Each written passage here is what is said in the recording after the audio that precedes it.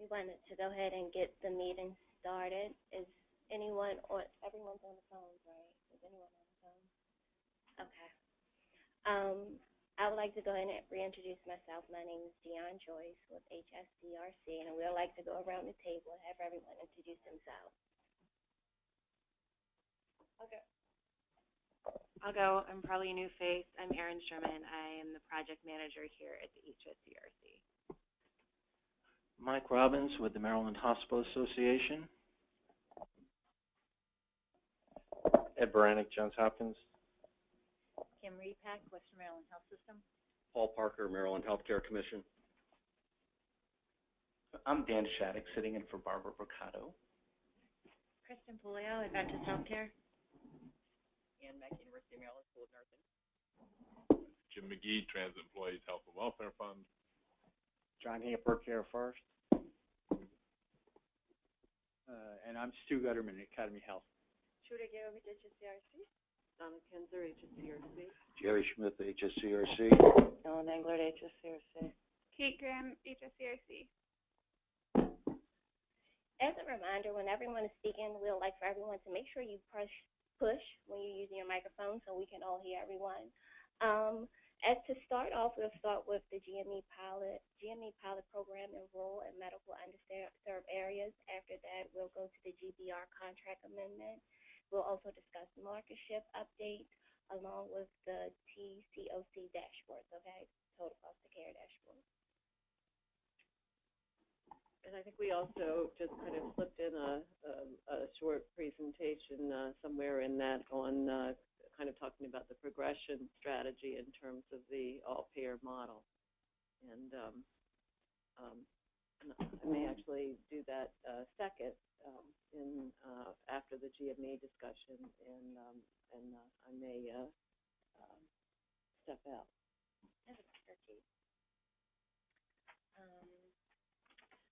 Good morning.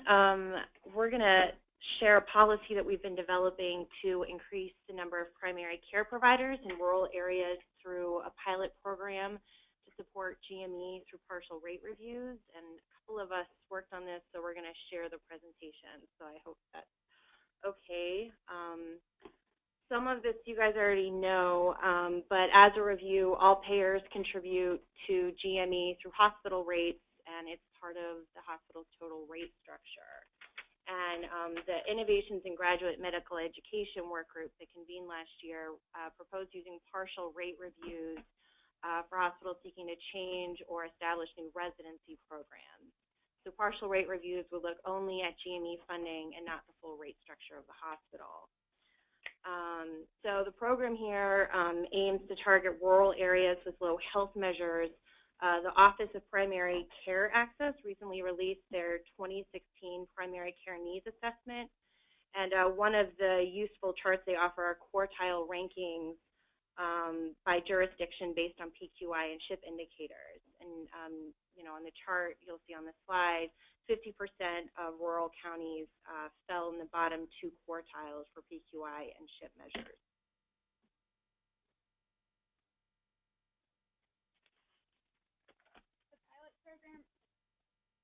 The pilot program we outlined targeted a 5-year program, like Erin said, with an emphasis on primary care. Only direct medical education expenses will be funded, and applicants are expected to submit a narrative describing their program if they meet the outlined criteria. 4 of those criteria are that the hospital must be located in a state-designated rural area. There are about 18 designations in the state of Maryland. They must be located in or near a medically underserved area or health professional shortage area. And the hospital cannot be part of a Maryland health system with an existing GME program. And the quality and health, population health indicators identify a need for improvement. Hospitals must submit a partial rate application providing information on the following. The hospital should justify their needs for the program. Also, we want to stick to the triple aim. Hospitals should be able to describe how the program will enhance quality health care, reduce costs, and improve population health. Hospitals should also describe a retention plan on how they plan to maintain the residents and ensure the growth of the primary care physicians in the rural area. The measures of success, HSCRC will consider the following factors in evaluating the success of the GME program over the 5-year program: physician retention, health status improvement, care coordination efforts, and total cost of care performance.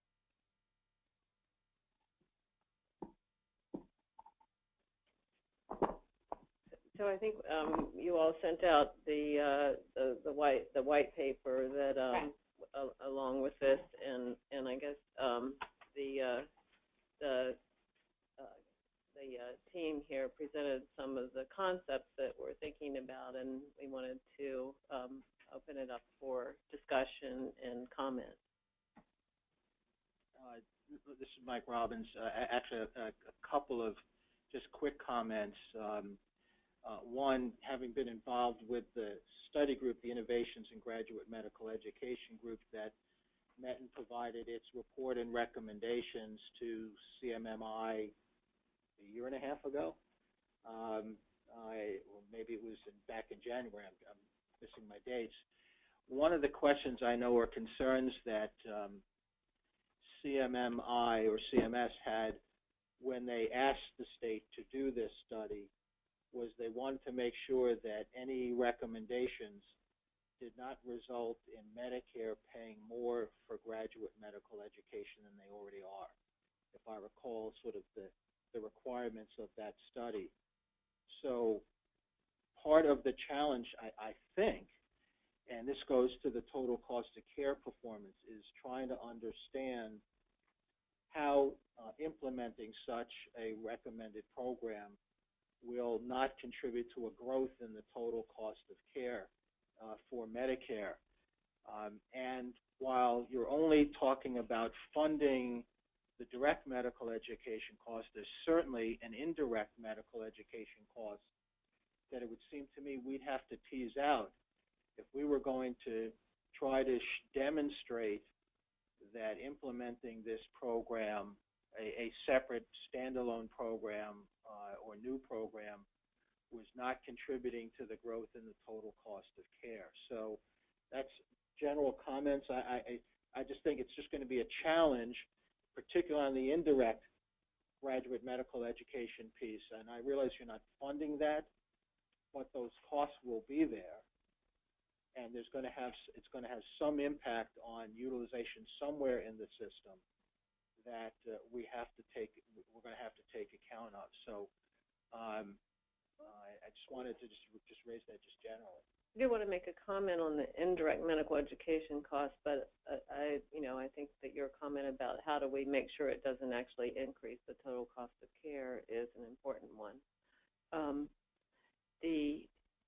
There are numerous studies on indirect medical education costs that document that that small programs that aren't in academic medical centers don't have very much indirect medical education cost. And because we know that indirect medical education cost is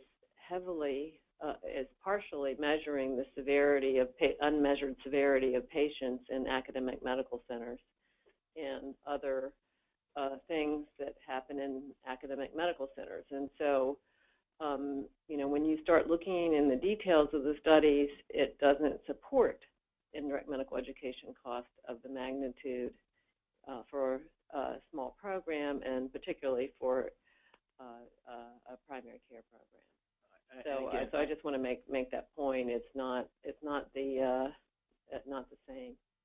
And that's fine, but I didn't see those studies sort of cited in the white paper, so it might be helpful to add that to the body of the white paper, or at least a footnote those studies. That would be helpful. I'm assuming that a hospital who would be applying for this would also have to apply to get ACGME approval for their residency program? Is that been contemplated in this? And that gets to the timing, I think. When you're saying a 5-year pilot, is it 5 years from implementation or 5 years when you're looking at retention rates and all that kind of? That seems to me a longer range study than 5 years. I think the goal is you look at from when the program begins, when the residents start, 2 to 3 years, and then 2 year at the end of the 5-year program, you can actually see, did anybody from the first year, how many of those, residents actually stayed and practiced, for the 2 years following the program. So you can definitely see some early indications, and certainly wouldn't want to fund programs that don't retain people in the state. The other question, and this gets somewhat to the ACGME question, is given the criteria, it seems like we're talking about a very limited set of hospitals that would be able to apply for this, and of those, some of them are extremely small and might not have the volume needed to support a teaching program. Has that been looked at? Is the requirements to support a teaching I'm sure program? that the ACGME people wouldn't approve a program that they didn't think was large enough to support a teaching program. So I think we should note that we would require that sort of approval. So we would rely on the appropriate authorities to determine the size of the program. I just didn't see any mention of ACGME in the white paper. Maybe helpful to add maybe a paragraph about that. Thanks. That's a great suggestion.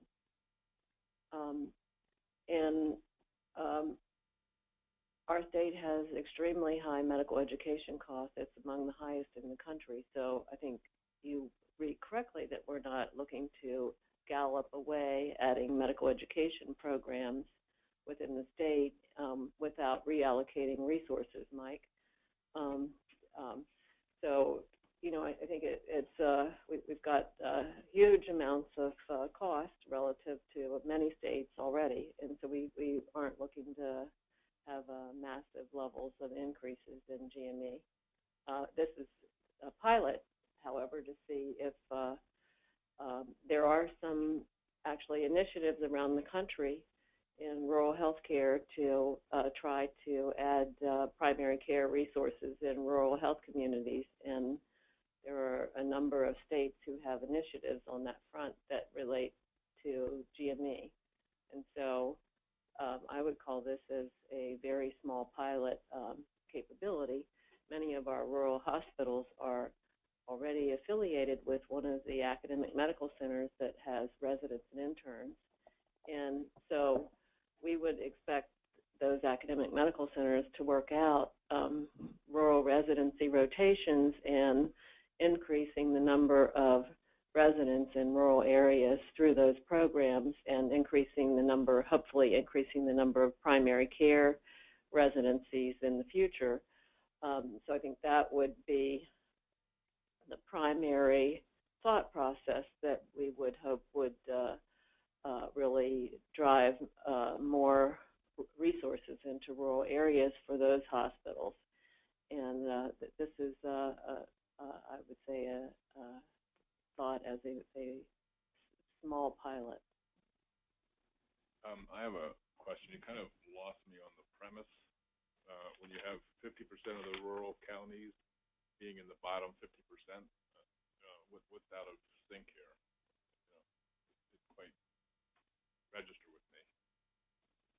So the issue in rural America is that there's a shortage of primary care doctors, and as a result, we have a lot more admissions to hospitals for ambulatory sensitive conditions and a lot more ER usage for ambulatory sensitive conditions because there's not as much primary care resource in the community. I understand the sort of that logical kind of approach, but to argue that half of the rural counties are in the bottom half, that means half the other half of rural counties are in the top half.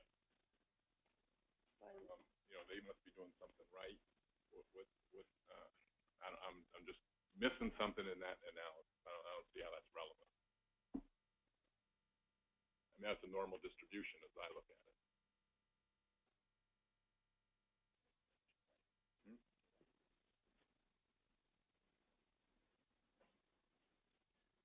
I think There's obviously some hospitals in the bottom half of those performance measures that are not rural hospitals.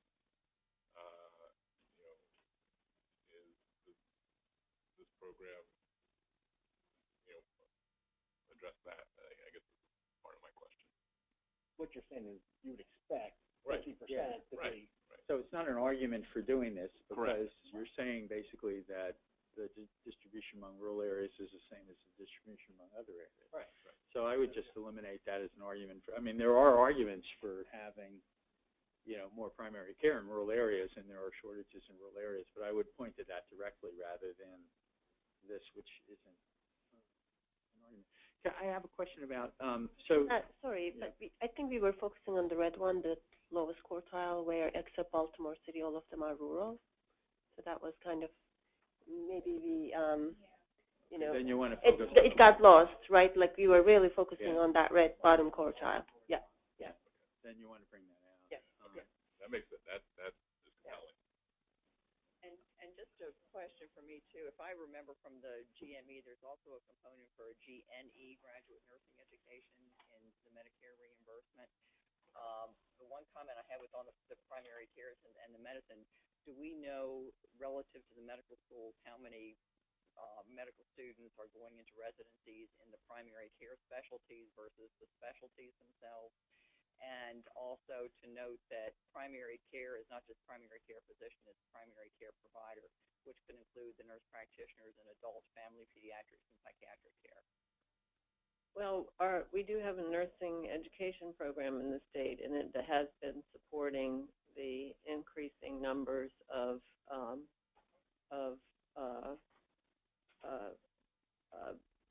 nurses that are the higher.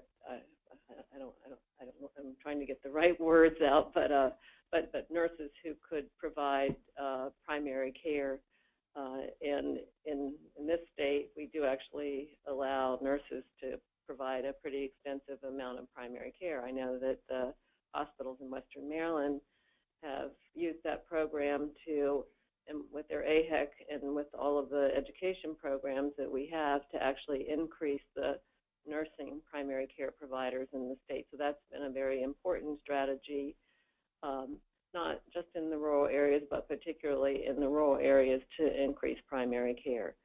So we have been supporting that for many, I don't know how many years, decades, and we've restructured the program to focus on those levels of development, as well as more recently on care coordination development. So we've been trying to have a lot of input from the communities and hospitals on what needs to be done with those programs on an ongoing basis, but there's been a continuing level of support. I know, because my school has been the benefit of that, but I'm saying in terms of, is that money coming through the GNE Medicare, or is that something that was a separate tax on the hospitals through the rate setting for that? Because one of the question is in terms of whether or not hospitals with that may not be able to recruit enough residents or be able to do for physician primary care, would they be able to also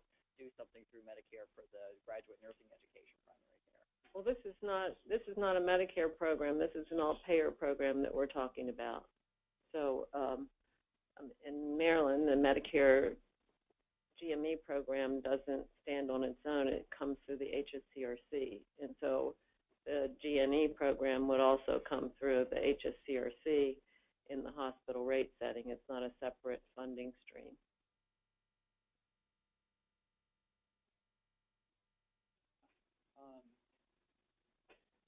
I would suggest that since the state's moving toward a broader concept of healthcare in general, that this be put in more of a context of promoting primary care providers, not only physicians. I mean, that taking into account the whole situation and taking into account focusing not only on the hospital, not on the hospital primarily, but on the community. I mean, in these rural areas, there probably is just one hospital, but I mean, the whole gestalt of the Maryland reforms that we're doing, are focusing more broadly on the community and more broadly on the whole array of providers available. So I think it's just a matter of putting it in context, and kind of stating the goals of the program more clearly in this white paper, because that's the thing I found when I was looking it over was, the kind of, what are we trying to get at here, and it comes out in the conditions that you're requiring, but a statement up front, kind of really putting it into a broader context would be useful in this way. So really gear up the white paper a little bit better to put it in the context of the evolution of the all-payer model.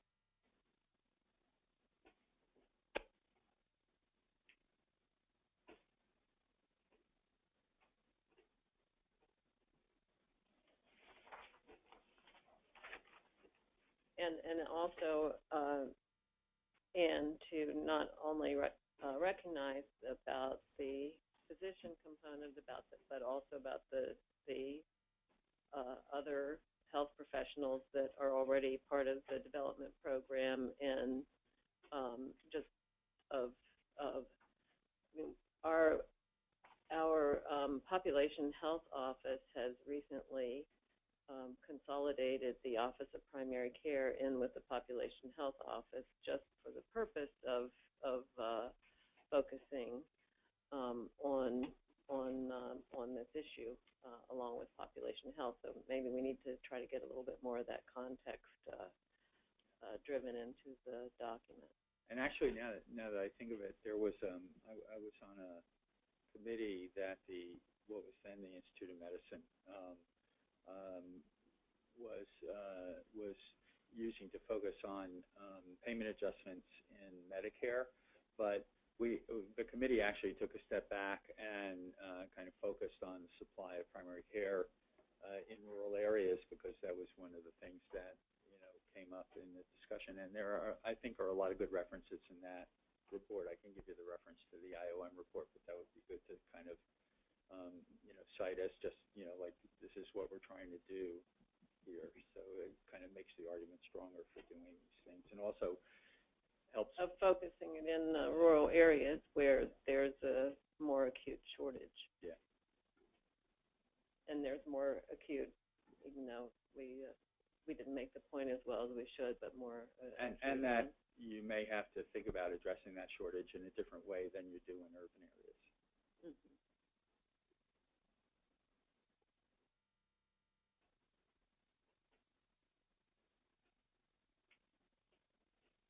Are there other comments?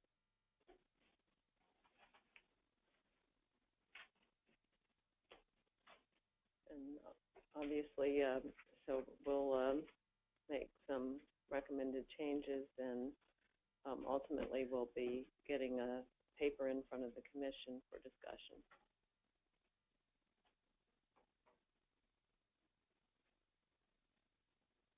And I guess in terms of context, going back to just starting to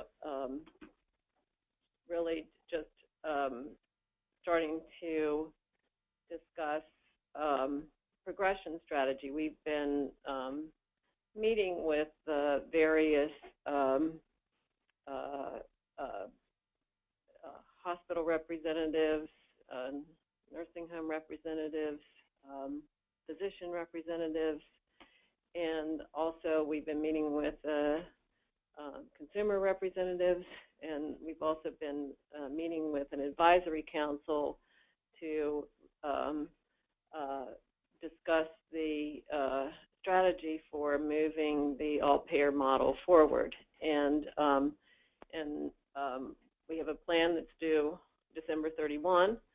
And so we're making some progress in those discussions, and we just wanted to kind of do a high-level overview of what we're discussing and some of the directions that we're thinking about and working through.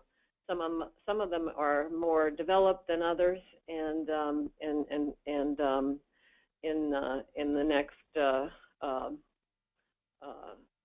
month or two, we'll start to see more documentation coming out that more explicitly outlines the strategies in a plan. And I'm not going to make you go through this document in detail, but out of our, and you do have a handout here so that you can actually look at these slides. I think it's at the end of your packet in front of you. The first slide here really gets into what we filed in our application when we started the all-payer model 5 years ago, and really describes the strategies that we included in our application to implement the whole-payer model, the all-payer model, and there are a pretty robust set of strategies in our initial all-payer model, and so we've been, I would say, grinding through the execution of many of those strategies that we laid out, and we're kind of at a midpoint now in our all-payer model. But you'll see, as you look through this document, many of the things that hospitals and health systems are focused on working with their doctors and the doctors in their communities and with CRISP and nursing homes to really begin to try to implement some of these strategies. And you all have seen these slides before, these next couple of overheads before, PowerPoints before, and I'm not going to go through them in detail, but the many work groups and stakeholder input forums have focused on the things that are needed in terms of care delivery improvement, continuing to coordinate care across episodes of care, tailoring care to a person's needs, especially for high needs and chronic conditions, and supporting the enhancement of primary and chronic care models, and promoting consumer engagement and outreach. So those are some core care delivery strategies that have come out in almost every stakeholder work group. And then using the huge investment in electronic health records and health information exchange that Maryland, as well as the rest of the nation, has developed to bring information to the point of care and to help drive efficiency into the coordination process. And also, as we started with the hospital model, there's a need to really make sure that we drive alignment across the delivery system as we make the model that we have work, as shown in the diagram on the previous page, but also to move forward in our focus for the next, for the progression of the model. And I'm not going to dive into this slide in much detail, but basically just reiterating where we are, which is we started out getting our payment model changed and then our policies, our performance measurement policies changed. and now working on care coordination and improvement strategies and partnering strategies, and then focusing from this point forward on implementing those strategies and preparing for the progression of the model. And we've started working on a new driver diagram, and so that starts to look at a 10-year time frame, and we've started to update that driver diagram with the things that are marked in red on your PowerPoint slide. And the focus in the additional, and you can see that many of the things that were there in the initial driver diagram are still the core things that we're working on, because healthcare delivery transformation takes a long time. And so the new things that are there are bringing in the growth in limiting the growth in Medicare total cost of care, including the Medicaid costs for the dually eligible beneficiaries. And as we make changes to the delivery and payment models to consider all patients and all payer principles as we do this, so that we can transform the system in the most efficient way as possible and benefit all payers. Even though we're having an intense focus during this interim period of time on bringing Medicare under managed care models through this process. And I think one of the things that wasn't specifically noted on the driver diagram in the first round was, and maybe it's there implicitly, but it wasn't there explicitly, so we wanted to make sure it got there, was to focus in alignment with other providers on the efficiency and quality of episodes of care. So we have the concepts of improving quality through working with community-based providers and other providers relative to decreasing admissions for readmissions and ambulatory sensitive conditions, and for improving quality for hospital-acquired conditions. But we also wanted to add the efficiency of episodes across the entire care spectrum. And just to start to provide some context, looking at slide 9, we just wanted to, especially with the finance people in the room, just to try to get some dollars and cents in front of folks, just so we understand the scope of the funding that would be under the plan that we're working on. And so we have the continuation of the all-payer model. The in-state, we regulate, of course, about 10% more than the $15 billion of in-state revenue, but the in-state is the portion that is subject to the limit increase in our all-payer model. So continuing the focus on all-payer hospital revenues, but also adding to that the non-hospital spend for Medicare beneficiaries anywhere of about $4 billion. And we already have the Medicare hospital spend that's non-regulated, and that means the specialty providers in Maryland plus the out-of-state providers in our model, but we're just accounting for that cost. And then the Medicaid cost for dual eligible patients, that is primarily long-term care and home and community-based services, is about $2 billion. There is some portion of that is co-insurance on the Medicare hospital cost,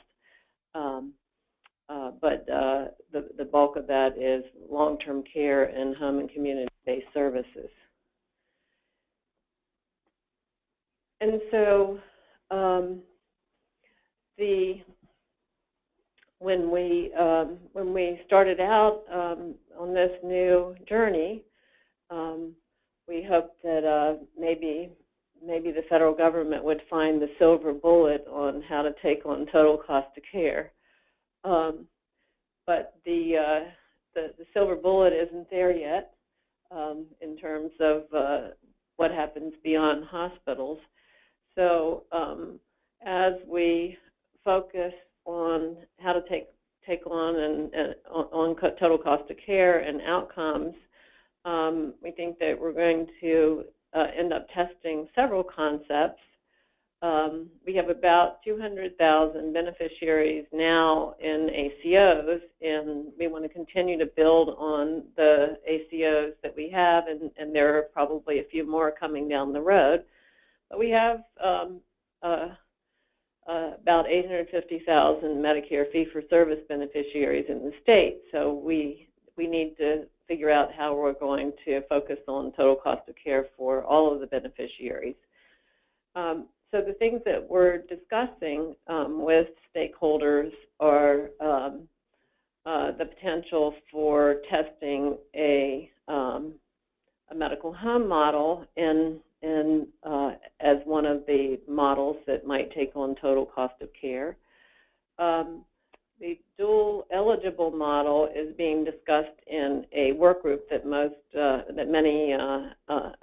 that has a large stakeholder group that has been focusing on dual eligibles now for about 7 months, and they're focusing on a combination of ACOs and medical home models in the dual eligible work group.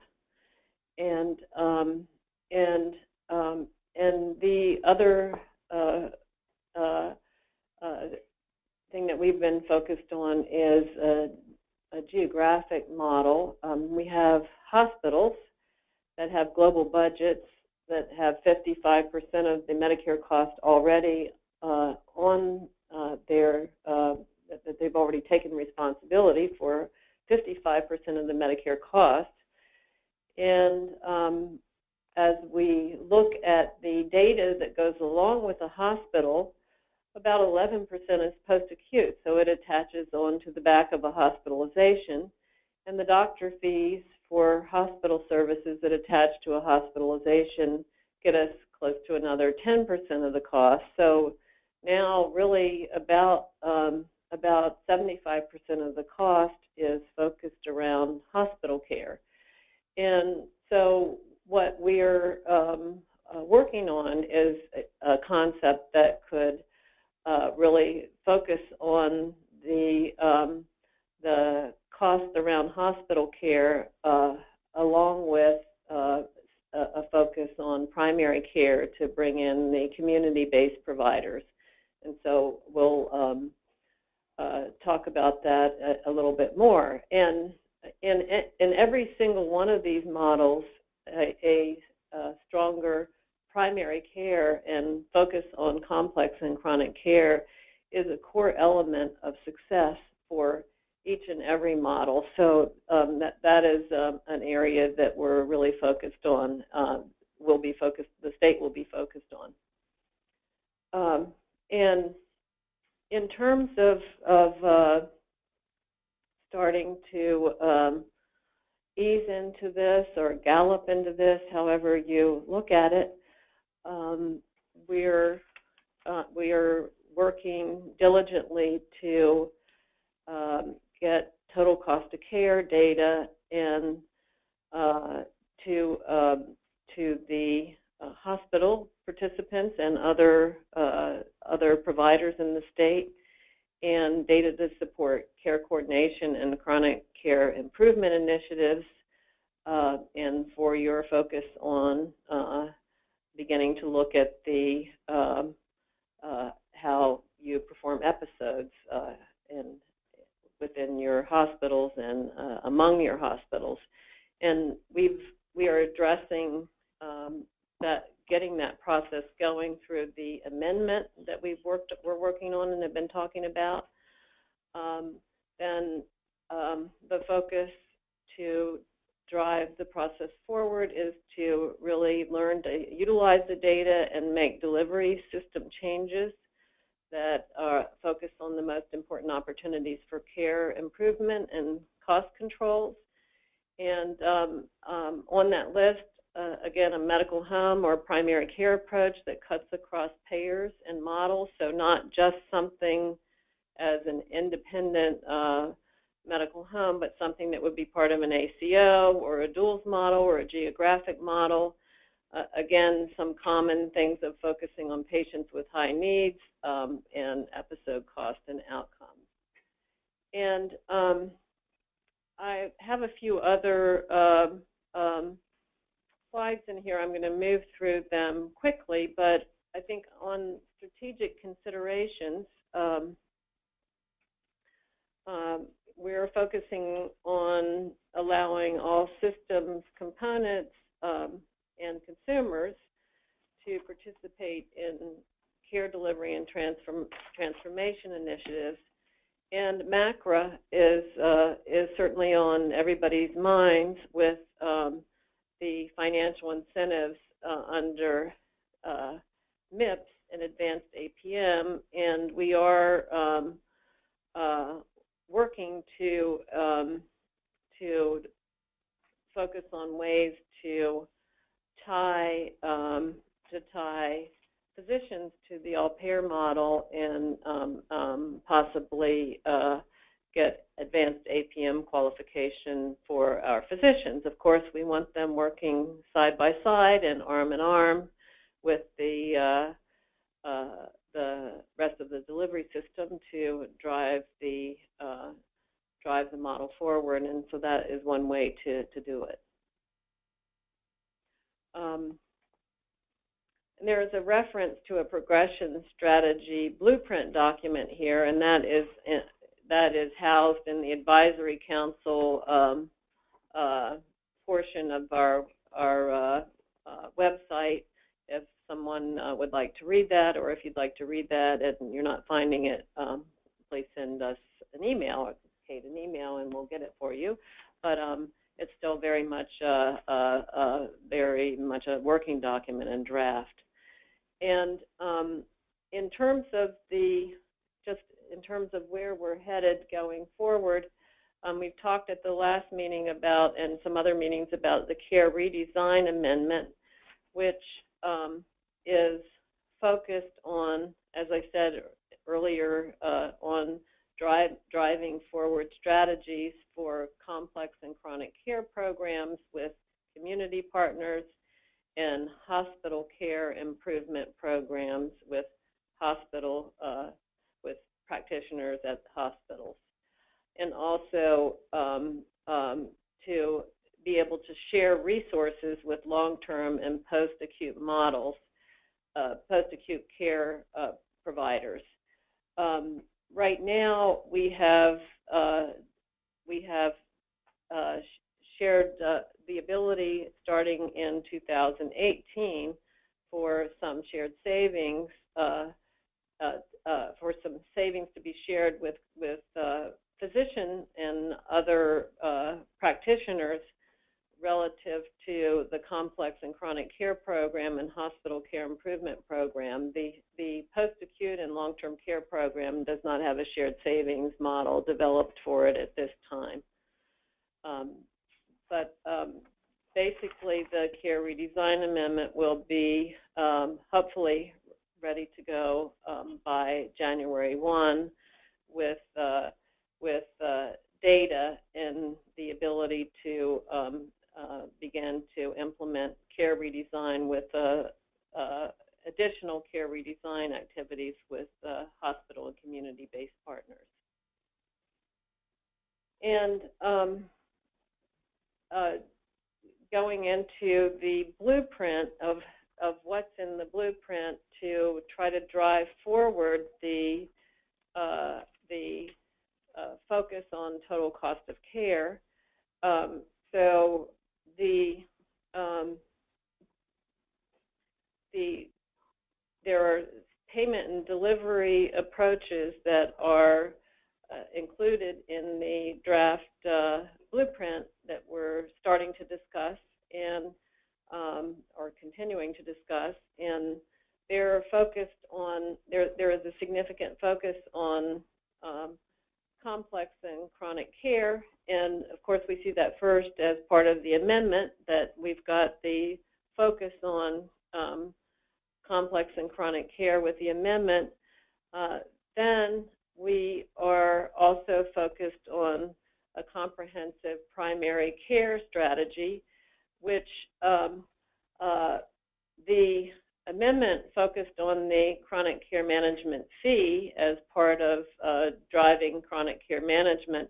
The primary care doctors aren't enamored with the CCM fee because of all of the paperwork and billing requirements. So the comprehensive primary care strategy would hopefully replace the CCM fee and be a way for money to be delivered more on a prepaid basis to help with chronic care management in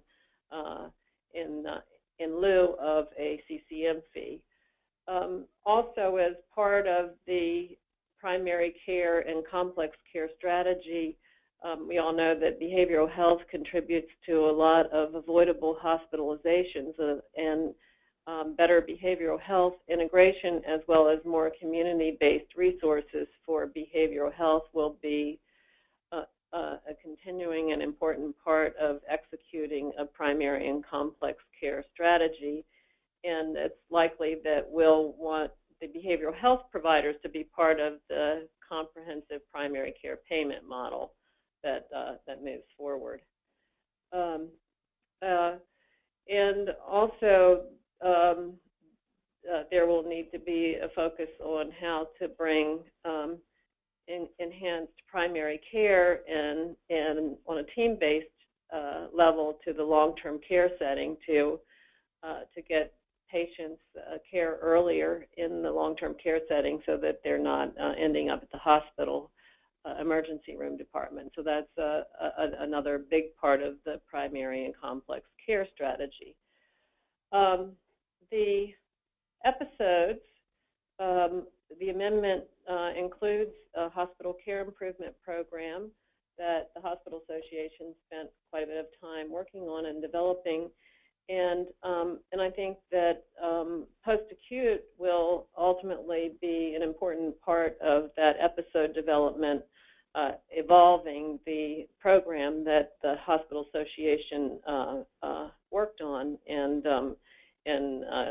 included in the amendment development. And so previously we talked about the ways to focus on total cost of care, and so I think those strategies that we previously discussed are listed here on this slide, and so we're exploring the questions of are these the right elements, and what's the timeline, and how should we develop the plans and models. And the next couple of slides, which I'm not going to go over today, just in a very high level describe these potential strategic elements. And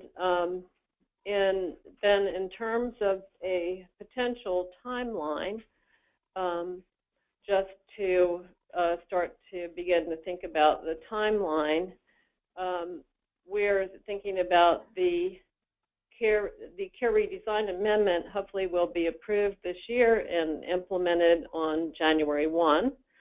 But in 17, there won't be any shared savings, but there will be the ability to share information, implement care coordination models and care improvement models. And in 18, then the shared savings component can be added to the care redesign amendment programs. CMS is also very interested in accelerating the primary care model in Maryland in 17, the development of it for actually in 16. So now we have to do the planning process for the primary care model to get it approved in 17, to get it ready to run in 18. So it's actually a very fast timeline, even though it seems like 2018 is a little ways away. The timeline to get it planned and executed is very short. And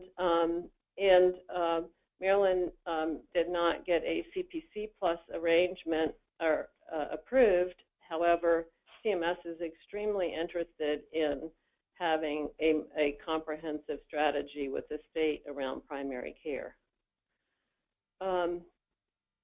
In terms of driving forward some of the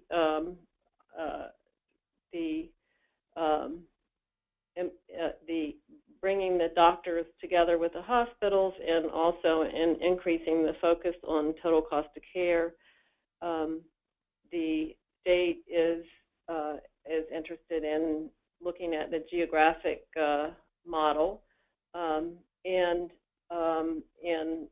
potentially in starting to test drive some geographic models even as we speak now in the near term.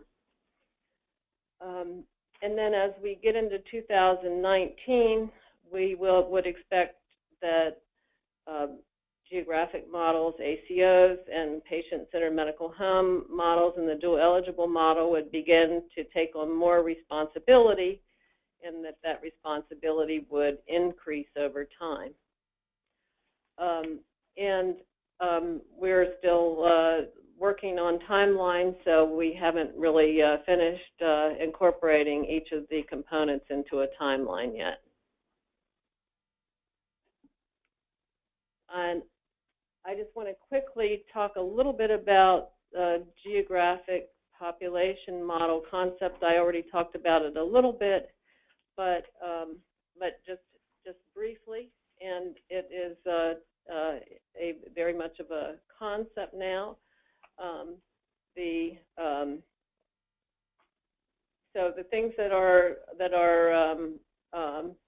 kind of on the faster track, if you want to put it that way, the primary care model, the state is thinking about a model that would start with the CPC Plus program, so that's pretty well developed by Medicare, and tweak it to fit Maryland.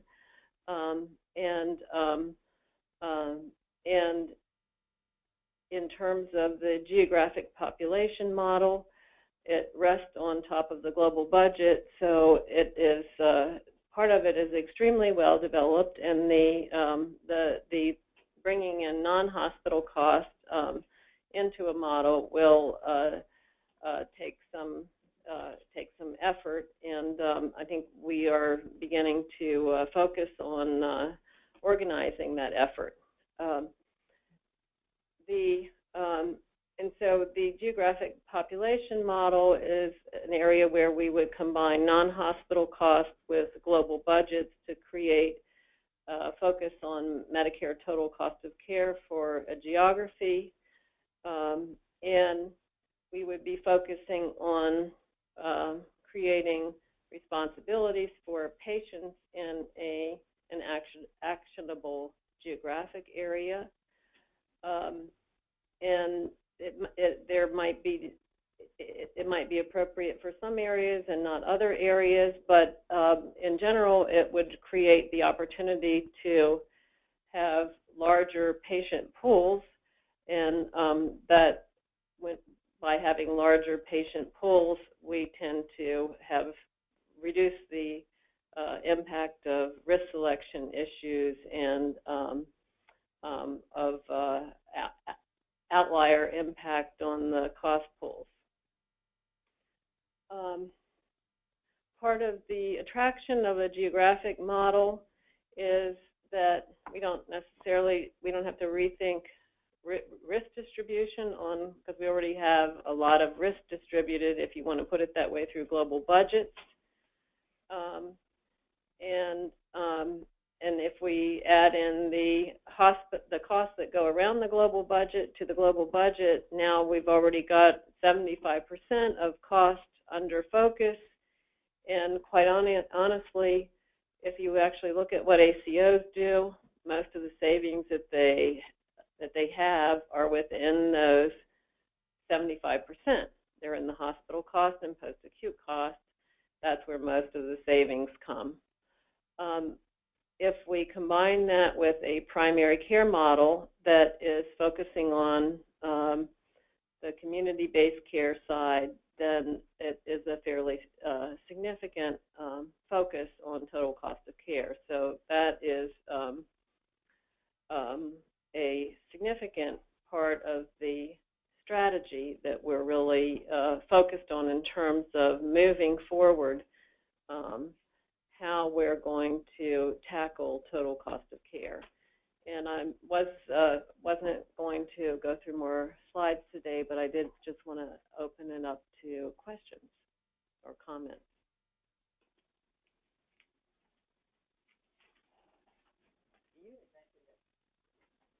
You mentioned that you're not entertaining the idea of a shared savings program with long-term care at this time. I said we didn't have it in the amendment, so we're definitely entertaining it. Okay. I think that it's in the it's in the to be planned as opposed to in the already planned shared savings approach. So there's no, in the current amendment that we filed with CMMI, CMS, to add to the all-payer model, we have described several savings programs, and actually I want to step back because the savings programs aren't actually described in the amendment. In order to keep flexibility, the amendment describes care redesign, and shared savings programs in particular are described in something called an implementation protocol and participation agreement that are outside of the actual amendment to our all-payer model. And so we are hoping that we'll be able to have some flexibility. So if the if the Maryland Hospital Association is working with the hospitals, for example, and they're coming up with new approaches for shared savings, that we would be able to incorporate those out without having to go through a whole new approval process because of the way the amendment has been written. So we're trying to have a flexible amendment and an ability to develop and implement shared savings programs from the hospital's GBR to non-hospital providers with this amendment. Now, programs where Medicare has to kick in money, they have to go through a whole different approval process. But these are programs that that could be managed in Maryland under the current agreement because we have hospital rate setting authority, and hospitals could share resources and share savings with non-hospital providers. Right, because you had mentioned in terms of moving more primary care back into long-term care, and I'm not sure that that's necessarily going to create the change that I described, I guess, months ago, where the LPN is on duty Friday evening and she has a patient with a blooming urinary tract infection. And for her staffing needs and equipment needs, it's much easier to call 911 and flip the patient out to the hospital ED to get the patient worked up and diagnosed versus keeping that patient in the long-term care facility. That's the concern that I have. Is right. And what will incentivize the long-term care to be able to take care of that patient in-house, which they should be able to do. Right. Right. And so that's that should be a part of the discussion that is part of the discussion that's out there, and in terms of the exact approach to execute it, I think that it will be an ongoing discussion.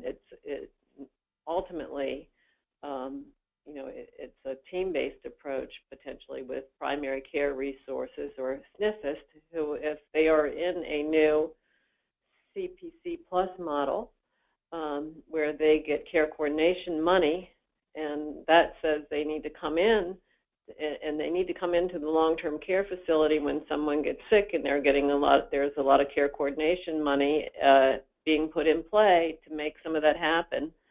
I think that that is part of the discussion of how do we get some resources in play in the long-term care setting where we have about, I think we have 28,000 beds in long-term care, and we have about 28,000 beds in assisted living. That's 56,000 patients in close living proximity where we ought to be able to plant some medical resources to help address things more quickly in that setting.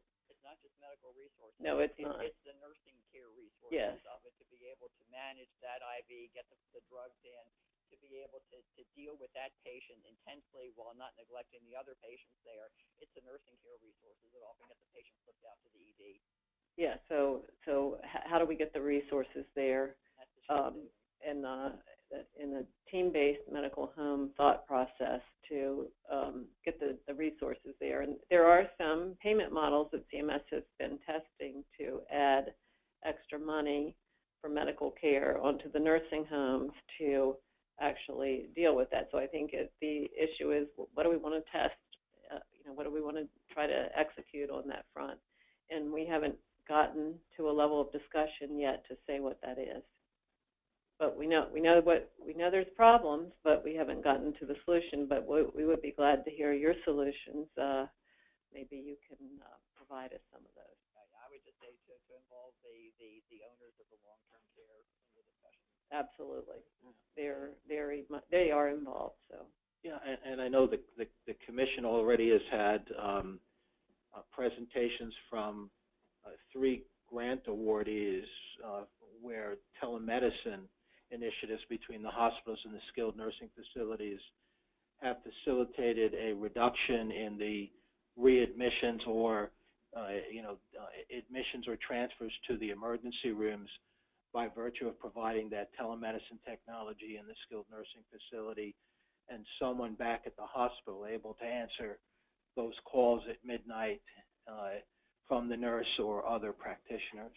I think that's why the skilled nursing facilities are all already and have forever been required to have a medical director to do that very same thing, and sort of holding that medical director's feet to the fire to be able to make sure that they are responsive. But more importantly, when the medical director says, yep, it's a pneumonia, it's a urinary tract infection, start an IV, start an antibiotic, there's capability in the skilled nursing facility to do just that. Right. Friday night. Right. So I think those are, we in our amendment, we got approval we hope we're going to get approval, I shouldn't say we got approval, to share resources with the nursing home. So the hospital may want to share resources, invest in some of the resources that are working in the nursing home to avoid the escalation of those conditions. So that is part of the amendment now, is the ability to share resources. And some of our hospitals are already sharing resources with nursing homes. So I think that is there. But there needs to be an ongoing discussion of how to get those resources at the right place at the right time so that those conditions don't escalate and that we, nip them in the bud and they don't end up in the hospital, because it will be better for the patients and better for the cost. Other comments? And turn back. Okay. I just wanted to commend the folks who put this plan together because I think, one of the concerns I had starting out was, how do you take a pretty hospital-centric financing system and connect all the other pieces that you need to connect? And I think you've laid out, it's not done. It's just the plan's in place, but I think it's an exceptionally good plan that really kind of very explicitly up all the parts of the health system in Maryland to accomplish our goals. Well, thank you, and it has to get done, of course, but we're at least trying to get the tools in place to enable it and to allow some flexibility in how people approach it, as opposed to, I know in Vermont they did a statewide ACO, but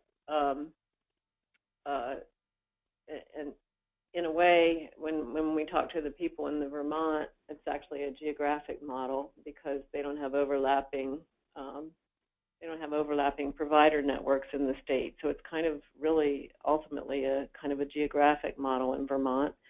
And so we think that that concept might work in some areas of Maryland too, but we don't want to rule out other good initiatives that are underway. We have some providers who are really making some great strides with their ACOs. Others are maybe not there yet, but we do have a couple of providers that are making great strides. Ultimately, if providers want an ACO model, they have to be willing to take downside risk. Right now we have one provider group taking downside risk, and ultimately, if that's going to work as an ongoing model, we'll have to have a transition. So, but we don't want to exclude that thought process from what we're doing here, because we actually do have several provider groups. We have one taking downside risk. We have three actually taking downside risk in the state, one large one and two smaller ones. And we have one ACO that had like $8 or $9 million of savings this year. So that was pretty attractive. So there are some things that are happening on the ACO side, and we don't want to disregard those. We want to see if we can really, CMS is, looking at our model and saying, well, you have 200,000 in ACO, but that leaves another 600,000. So we do really believe that we have to marry a primary care strategy with our hospital model and the things that surround hospitalization in order to really have a fairly comprehensive approach that will work across the delivery system. So the primary care strategy goes across every single model, from ACOs to the geographic model and through the dual eligible model. And I think we need to make sure that everybody stay aware of the potential synergies among these models, because if one model is successful, it may help another model be successful if another model is more appropriate for the application, and some of them may not even be mutually exclusive. Right. But we also need to stay aware of the fact that some investment in infrastructure may be necessary to help make all of these models successful. Yes. And that's something that tends to be ignored a lot of times when people are talking about health reform. They talk about risk, but the objective is not to have people take downside risk and then have to pay back money. The objective is to set up the system so that they are taking downside risk as an incentive to be successful and be able to actually get the upside of that because the system is being improved. Yes, and I think one of the things that has happened with the CPC Plus model is the CCM fee and the CPC Plus model. The federal government is acknowledging the need for large investments in care coordination, and we have had discussions about their interest in that investment in Maryland as well. We have some investments through the global budgets, but also some investments through the primary care models, and there's definitely an interest there in using the process to enhance the investment in the primary care coordination. So I applaud the federal government for doing that. They tried hard with a CCM fee, but it just is having a hard time getting off the ground. And if we can replace that with a CPC Plus strategy in Maryland, we think that could be really good in every single model. Good for the providers, good for the patients, good for the health systems to try to drive that strategy with a risk-adjusted prepaid fee. And in Shuli's performance measurement work group, we have been talking about trying to use some common outcomes measures across the delivery system so that even if they're in a different reimbursement model, maybe some of the same performance measures or close performance measures are being used to help drive the system forward. Donna, for the sake of the uninitiated, would you mind elaborating on what you mean by downside risk? So in terms of the geographic payment model, we're thinking about two different kinds of downside risk, if you want to put it that way. In the ACOs are driven off of a shared savings or shared loss model. And so the shared loss model is a downside risk. And so some percentage of the loss up to a maximum amount in an ACO model is taken on by the provider groups. And Medicare has different shared savings, shared loss models that they put out there. Most hospitals and doctors are in models now that only have shared savings and no shared loss.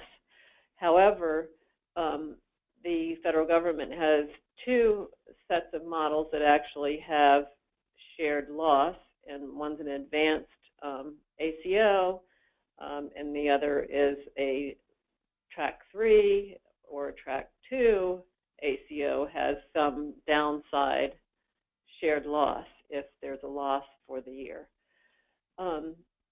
What we're thinking about with the geographic model is, I would say, to ease into things, which we have a lot of programs in Maryland already where we have upside and downside risk based on quality, and on readmissions, which is a quality indicator. It's also a cost control issue. And so we're thinking about having a program that incorporates an upside or downside based on total cost of care performance. So in the ACOs, you might have downside risk of up to 10%, and that's like one of the more extreme models. So that's a pretty big bullet. 10% of your Medicare cost is a pretty big bullet, and the Medicare cost in Maryland, if they're $12 billion, 10% of that would be $1.2 billion. But if we do something, if we gradually introduce something that is based on more like our quality scaling system. So if you're over your budget for total cost of care in your geography by X, then you have an adjustment of Y. And if you're under, you get an increase. If you're over, you get a decrease. So we're working on efficiency measures to include in our quality-based programs, and so we may introduce an efficiency measure based on Medicare total cost of care growth compared to a benchmark. So that would be kind of a pretty direct incentive, but not so big of a risk bullet, if you want to put it that way, as an ACO, and it wouldn't necessarily force providers into a model, into a non-overlapping model. The second thing is that we may be able to incorporate that thought process. Some doctors suggested that maybe we incorporate that into the APM model for doctors. So right now the federal program adds 5%. I know we're chewing up a lot of time here, but hopefully tell me if we're getting... So right now, the federal government's APM model puts in a flat 5% for doctors if they go into an alternative payment model in 2019 and beyond, once they get into an advanced alternative payment model. But what if Maryland put forward a strategy, and this was a doctor idea, what if Maryland came up with a strategy that says, well, that could go from 3 to 7%. So if you're under your targets, you're beating your targets, it could go up to 7%. If you're not beating your targets, it goes down to 3%, so that the doctor compensation could be aligned with the total cost of care model. And, you know, the 3 to 7, I'm just making these up as an example, but maybe there's one that's based on your geographic model and 1% based on the geography and 1% based on the state. So if the state's over and not meeting its targets, everybody gets a -1. If your region's not making its target, it gets an additional -1. So I'm just making those examples up, but that's, again, starting to think about ways to bring alignment in the payment models across the delivery system. I guess as a plan sponsor that's fully exposed to downside risk, I wasn't contemplating anything. I wasn't quite understanding why downside risk was something in addition to shared savings. So I get it now. You took it for granted. Right, exactly. So we have a full risk. It's not full risk because the HSCRC has responsibilities, but we have a full responsibility model for hospitals. The other parts of the delivery system, we will talk about how that comes into play. There's some long-term care and post-acute care advocates who want to make a full responsibility model on that side, so we'll see how that goes. And then for the doctor side, I think we're focused more on letting a couple of different approaches develop in the marketplace. And I just want to always say this, we are not interested in rate setting for doctors. So I have to keep making sure that everybody knows that we have no interest whatsoever in doing rate setting for doctors. It's, just think about it, we're trying to go from volume to value. It would be the opposite of the strategy that we're trying to deploy of trying to do rate setting for doctors.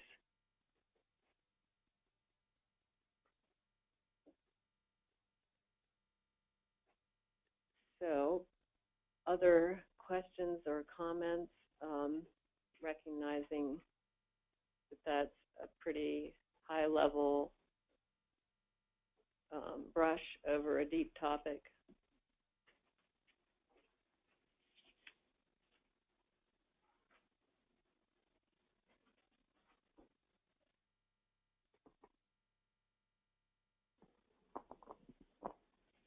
So what do you want to do, a time check and make sure that what do we got left on the agenda, and are we doing pretty well? I think we have enough time left for everything else. So I guess I was going to step out, and you all are going to, you want me to wait while you touch base on the contract addendum?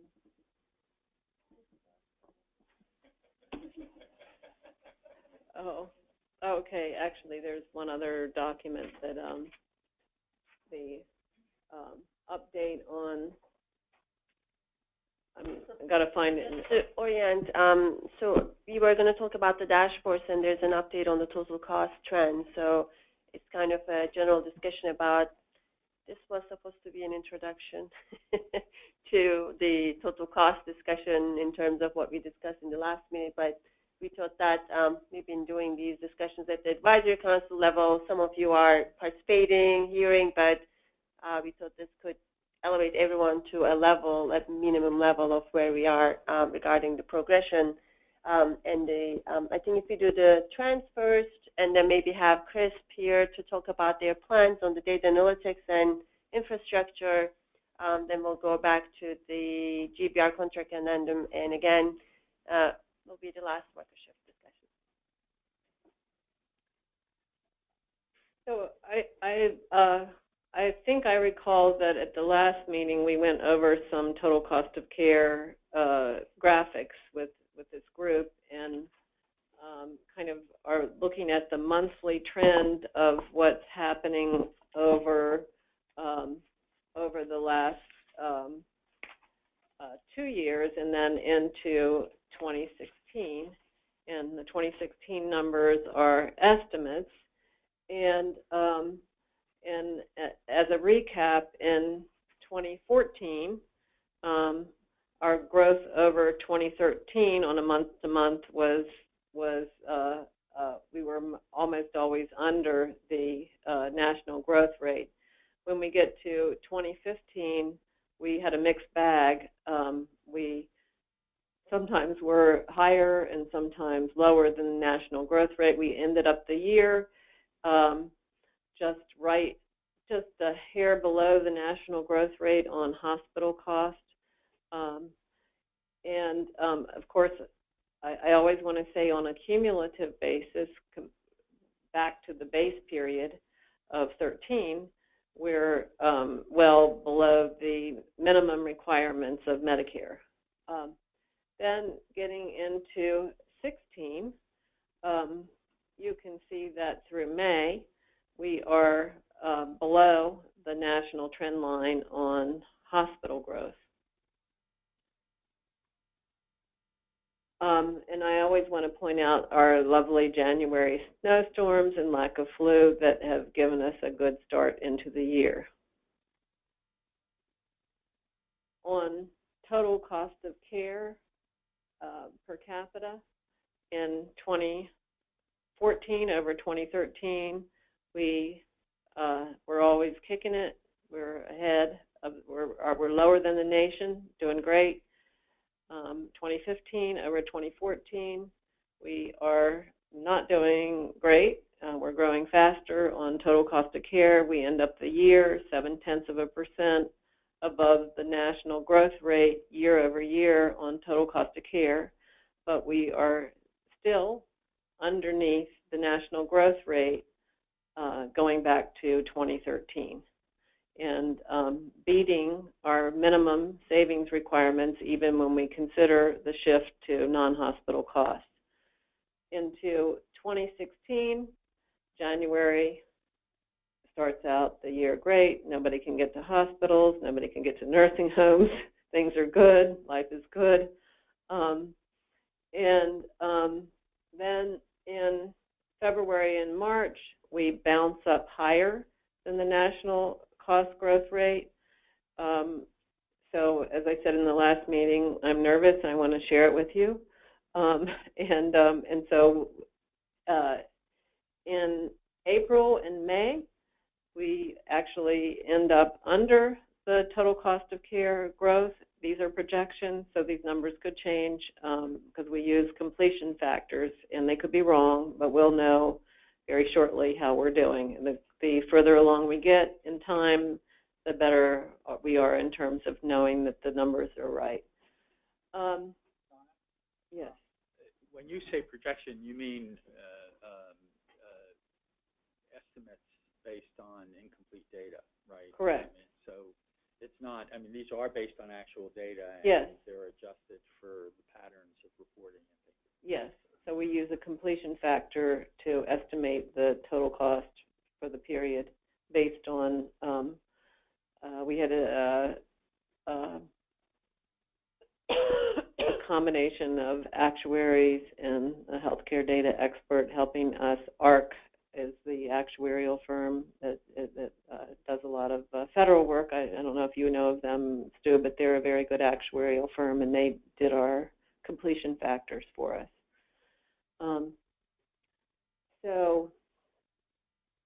so that these are with completion factors, and so you can see that things are running a little close. So when we look at non-hospital spending per capita, what we can see is in 2014, it was under the national average. In 2015, it's above the national average. And with the exception of January in 2016, the growth rate is above the national average for non-hospital costs. And what are those non-hospital cost growth? We have Part A spend, so we've split it into Part A and Part B. So Part A is mostly post-acute for non-hospital costs, and Part B is doctor fees, durable medical equipment, and ambulatory surgery centers. So on Part A, we see the big growth in 15 above the national level, where we saw virtually every sector of post-acute going up considerably. SNF, home health, and hospice. And for 16, in January, nobody could get to the hospital, and therefore they couldn't get to the nursing home either. So we didn't have as much post-acute care in the early part of the year, but we're starting to see some pop-up in the numbers since then. Year to date, the pop-up is primarily in home health and hospice, although in the more recent months, I believe, but we're still looking at the numbers, that SNF might be headed up a little bit too. The other area, which is more perplexing and we're trying to drill down, is the Part B side. So again, in 14, we're well under on the Part B side. In 15, we are above, but on a percentage basis, it's a little bit above, but it's some significant dollars. So it ends up being about half of the money in terms of how we're above on the 0.7% in 15. And in 16, you can see where we are in terms of popping up well above the growth rate in 16. And a lot of that growth is in the professional fee areas, including drug costs. And so we are focused on trying to drill down into that now. All of you know, I hope, that CMS is producing a limited data set for you for 13, 14, and 15. And I hope that you all have filed your data use agreements with CRISP to get your limited data set. We are hoping that you'll help us drill down on the non-hospital cost and really start to see what's driving that and work with us to tackle it and understand it. Ultimately, if we're using more community-based resources to deliver care, then we need to use less hospital-based resources. And right now, at this particular moment in time this year, the growth rates are the growth rate in non-hospital cost is below the growth rate in hospital cost. But it's a little bit of a tight horse race there, and we're all a little nervous about it. So that's kind of a high-level introduction. Is that question two, does the bump up in the non-hospital Part A spending, the skilled nursing spending, have any tie to loosening on monitoring the 3-day length of stay in the hospital and the need for 3-day length of stay? Is there any correlation to that? It hasn't been loosened up.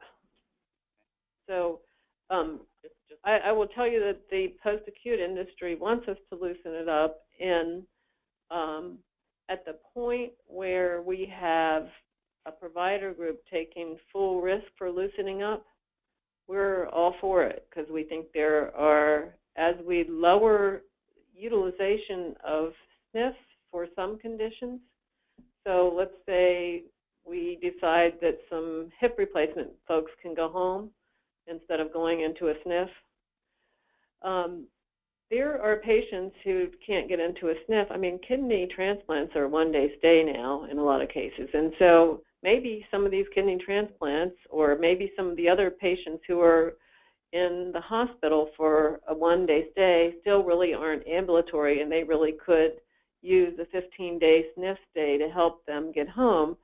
But if we're doing that, then we have to make sure that we balance the budget in the process. So maybe if we free up some capacity in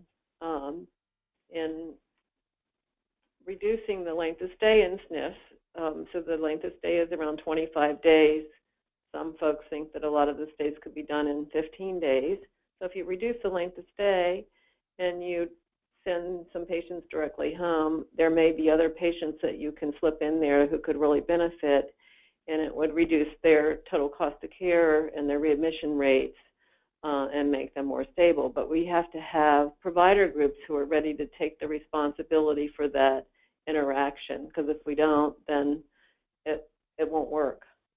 Yeah, I just had heard anecdotally that there, since sort of the days of a couple of years ago when the recovery audit contractors were really monitoring closely in terms of utilization in hospitals, that there was a loosening up. But I don't know whether that's an actual fact or rumor, or a fact that what is getting to the hospitals and needing the 3-day stays actually do need the 3-day stays, versus in times past where maybe they really didn't need the 3-day stays and hospitals had kept them for that length of time and never getting dinged on it. So there's, over the last 3 or 4 years, there have been, so the hospitals know all about RAC audits. There's been intense RAC audits in the post-acute industry.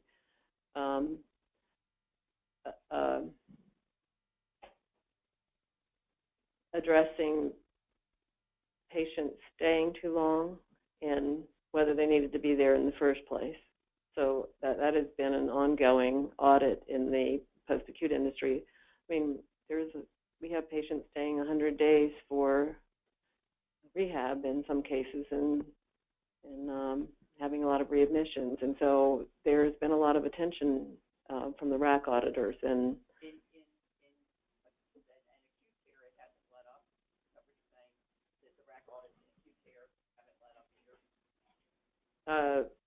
I can't.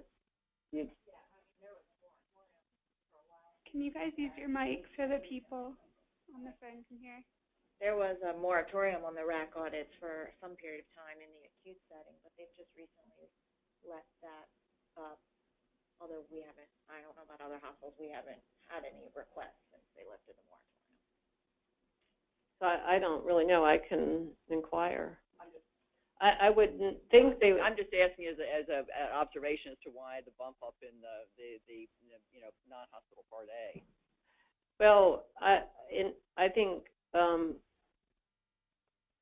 there's a lot more referral to home health from hospitals because they're trying to get better.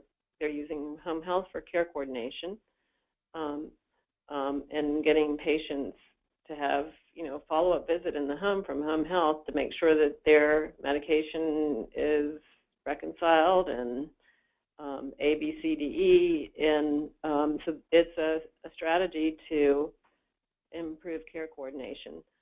Hospice, and quite honestly, our home health use and our hospice use was below the national average coming into this time frame. And so it's being used more. We're not necessarily concerned about that as long as the hospitalizations go down enough to pay for it. But the nursing home side has been a little bit thornier because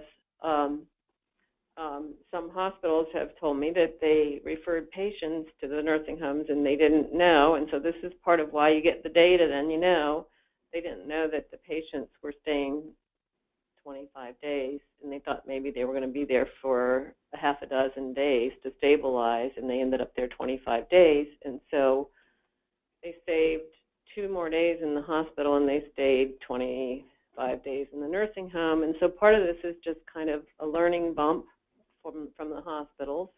So let's learn and let's not repeat those issues. And I think the hospitals just genuinely don't know what the length of stay is in the SNF. So it's kind of an introduction of let's get together, let's figure it out.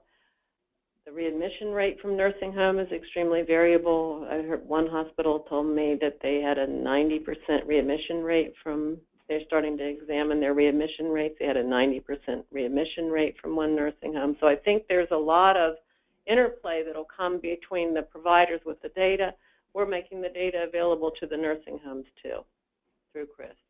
So it's not just being provided to hospitals, but to the nursing homes.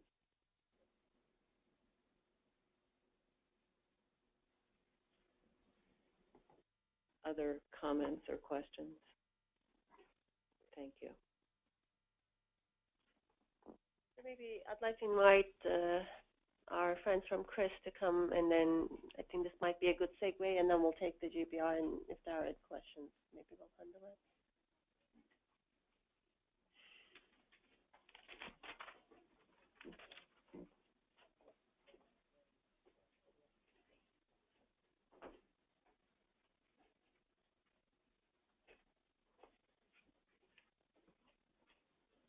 Hi, good morning. I'm Craig Bem with CRIS, and we also have Mary Pohl. Hi. So we'll go through our slides. I think we could probably go relatively quickly, especially through the first few. Do you guys want it, or do you want me to? Sure. Yeah, sure. So just as a quick level set, we're just going to talk a little bit about the Medicare data strategy, what CRIS' role is and what the current status is and what our strategy is over the next few months.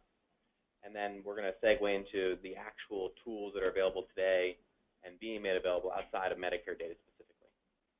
So thank you all. And please, if you have questions, don't hesitate to ask as we go. So as Donna mentioned, as we've, I'm sure, talked about before in this and many other committees, Medicare data is an essential part of the work that's going on.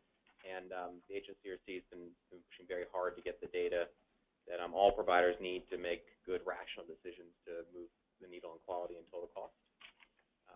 There are two kind of types of data needs, and I think it's a very convenient way to frame the discussion. The first one being, relatively high level, or at least de-identified data for strategic planning, monitoring, understanding policy and implications. And then the second one will be the patient level data, CCLF or ACO-like data feeds, so you can actually identify individual patients and look at attribution, care coordination, and more detailed clinical interventions. So we're going to start with that first category, the performance monitoring.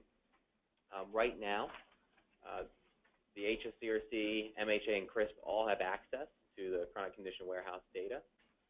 There are some challenges with working with that data, but we are in the process of producing a number of reports that we think are helpful to better understand essentially the graphs that Donna just walked through. So right now, both in the CRISP static portal that all hospitals have access to, and in a dynamic portal, which we host through Tableau, which all hospitals also have access to, we are showing county-level total cost of care reports from 2011 through 2015. Again, it's at the county level. We've engaged just recently with KPMG to produce, based on the same data, service area reports. So that we're really anticipating in the next few weeks, well, 6 weeks or so, publishing those reports so that hospitals and other stakeholders can get a really clear sense of the different, again, higher level drivers of cost across the Medicare total cost in their service area. And this is just a sample of one of the dashboards in Tableau on the county level total cost of care. And we're testing your eyes. Yeah. It's really, we just like having the screenshots. It just proves that stuff's out there. Yeah, but it's just like, when you're looking at the total cost, try to understand, is it coming from the use rate or is it coming from the average cost? So we try to give more information so user can pick their area, pick the service type that they are interested in if they are trying to dig deep and understand. So this is kind of everything there, and then you pick what you are interested in. Yeah, and if you see the gray bar on the top part above, those are different reports that you can click into and see data then distributed in a number of different ways with a number of different filters on the right-hand side. And this is actually data that the HSCRC staff put together into this package, and then Chris is getting out there on our portals that are already available. And it's not confidential data, so if you think there's a place where we could also publicly host this data, we are open to suggestions. Chris portal is account managed, and it hosts all our data, and that's why we post it there for easier distribution. But surely this data could be helpful for other purposes as well, and we're working on a more public place where we could host this data as well. And right now, we have it sitting in our area that's accessible for hospitals. We also have it sitting in the area that's accessible for others that are in the industry. That if you'd like to get access to it, then you can let me and Craig know, and we'll get you through the right channels. The next phase of still in that strategic planning, the de-identified first category of data is what, again, Donna alluded to, the LDS data. So there is now a pathway for both CRISP and providers and other associations to get patient-level but de-identified claims-level data. And it's through a limited data set specifically created for Maryland. The reason I say it's specific for Maryland is that it will include 100% of the physician data instead of just a 5% sample. It's also, we're looking to receive 2015 full-year data, which is not publicly available yet. So it's a really, really useful data set, which, again, it's not going to help with individual patient and care coordination activities, but it should provide a lot of detail if you're looking at network partnerships, understanding post-acute trends, looking at different physicians, and you can track individuals de-identified through the continuum of care. You want to better understand episodes and things like that. And we're working to also get this data updated quarterly from CMS, so we'll keep you updated on if we're able to get that data. So this data will be made available both through a series of CRISP reports, and hospitals have the opportunity to receive the raw data directly. Again, it's not alluded to. There's a DUA process which CRISP is managing, which essentially has two choices. One is that you can just sign the DUA. CRISP will be the custodian on your behalf, and you can access reports through us, which will be a series of reports which we intend to have a series of webinars with MHA to really describe what those reports will be. But they'll go down to the patient level. They will help you understand trends, episodes, total costs. And really the goal is to connect the high-level graphs that you just saw with what's really happening in your community with your patients across these different service categories. And the second option, and these are not mutually exclusive, the second option would be if any hospital wants the data directly. We have put out directions so you can fill out a DUA and request the data. If you do that track 2, get the data directly, you still have access to the CRISP reports. So again, you can choose one or both, and you can switch. If you decide you need the data because you want it at some later point, it's certainly still open. So please, we encourage you to fill out those DUAs. CRISP anticipates getting the data any day now. We've engaged with the vendor to start running the reports. They have pretty rich experience with things like some gain sharing models and different folks. So again, we're hoping that be a really helpful resource in the very near future on that. Any questions on Medicare data? That was the track one, I'm sorry, strategic. The detailed data. Can I just make a comment on so the reason why Greg is referring hospitals is it came through the all-payer model, which is hospital-based. That's how the arrangement works. But I believe CRISP is also making this available to Lifespan and MedCai and other providers, right? So this is hopefully going to be a state resource for all providers, not only the hospitals, but the language is instructed to be kind of hospital DUAs, so we can get all the Maryland residents in single file. Thank you very much. Yeah, and we certainly, hospitals can also share that data with other people that are appropriate. So thank you for pointing that out. As far as the patient level data, and certainly again, Shule, if you want to interject, there is a pathway through the redesign amendment to get data that volunteers will need to actually conduct these activities. It will be a different request process. As far as CRISP's role, we have an RFP out there right now for vendors that are credible and have done a lot of work in this field before, to be an option if hospitals and these kinds of redesign partnerships want CRISP to support Medicare claims analytics and different work. So we're certainly not the only solution available, but we want to be a resource for those who want to use them. And I'm sure there's much more coming on this over the next weeks and months. We're going to segue a little bit away from Medicare data specifically into everything else CRISP does. I think one very important point is that even with really robust Medicare, CCLF or other, near real-time or monthly feeds, nothing will be better than point-of-care transactional data to really reach out to patients and do work you want to do to intervene and hopefully improve quality. So I'm going to make a loose plug for just general CRISP tools, and then we'll transition to Mary on two specific reports. But CRISP is building out infrastructure to support things like single sign-on. We're doing that in, I believe, 20 or so hospitals right now, which also allows us to drive in-context alerts. So, for example, we could set up an alert where if a Medicare beneficiary with 2 bedded care encounters gets a 3rd encounter, visits the ED, then we could, in real time, within your EHR, without clicking another button, pop up a little alert that says, this is a Medicare high utilizer. We could do things like that that fit into your current strategic plan to hopefully drive real-time decision-making based on a little broader information than you might have. We also are trying to make relationships between care managers and primary care clinicians more clear to hospitalists and other people in the care continuum. So, for example, again, and one of our reports will show this, we can tell you if a patient's currently enrolled on a panel with a primary care physician or currently enrolled in a care management program, so you can avoid duplication and reach out to someone as one continuous contact for the patient in a more patient-centric way. Let's move on to two specific reports that, again, are available. One's available right now. One will be available within weeks. That should help with your broader goals. So when Shirley invited us here, she asked us to speak on a couple of specific areas that we've been developing reports on.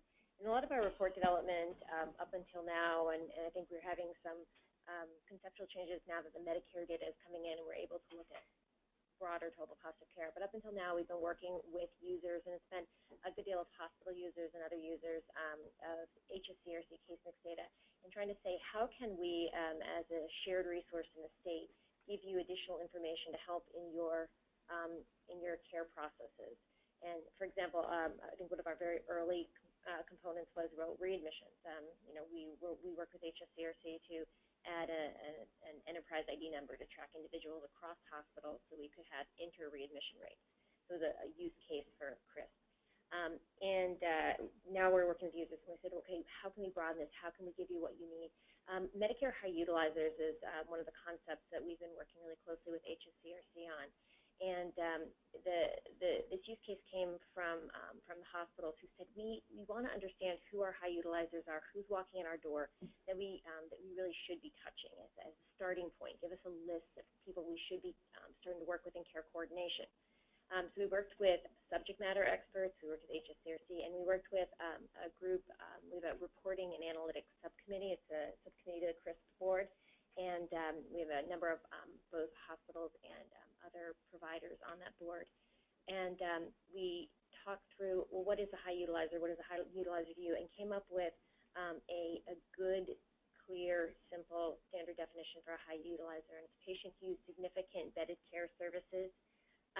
And what hospitals wanted to see in this report was not just high utilizers, but they really wanted to see what other hospitals are these high utilizers using, so we can start to make connections to the hospitals that we should be better coordinating with.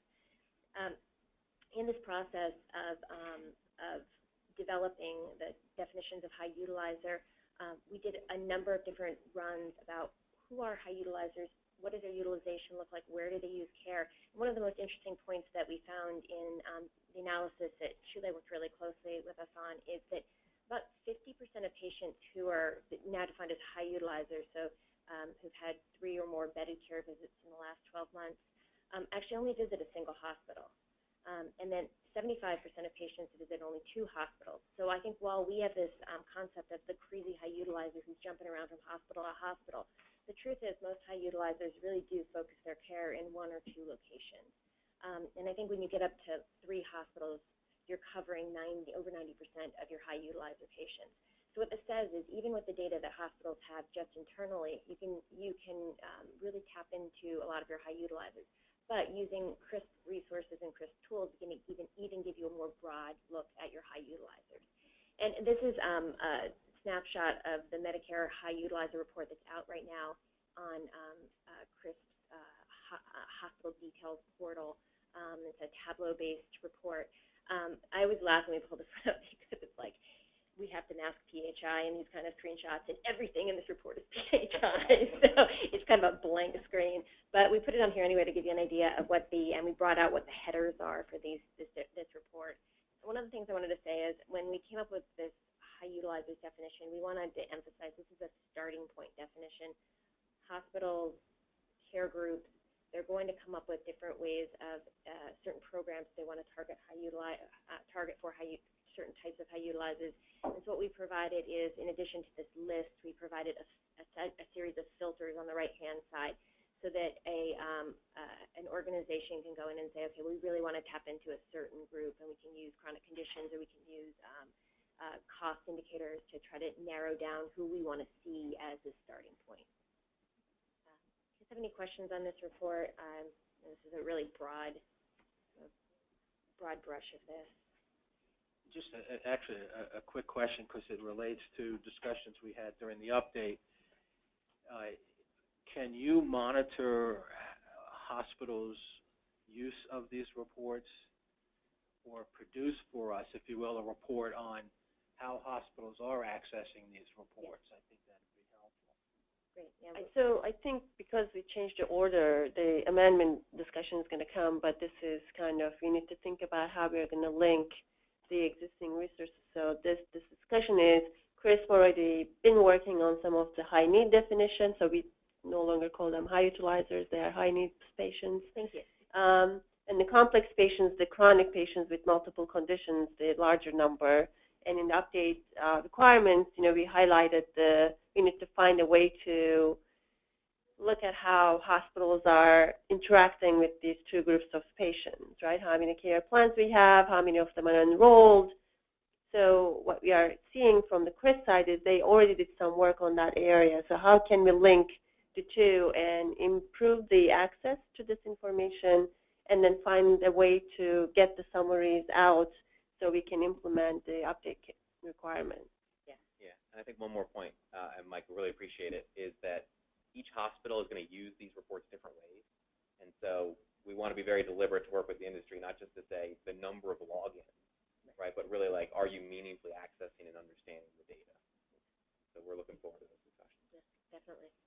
And kind of jumping off some of the things that Shule was just saying right there, I think when we started developing reports for really targeted around hospital users, we would work with hospitals. They define a need, and we define a report. And as we've progressed forward in our thinking about dashboards and about reporting, we've found reports work best when we can connect from a high-level concept down to a patient-level concept and different stages below that.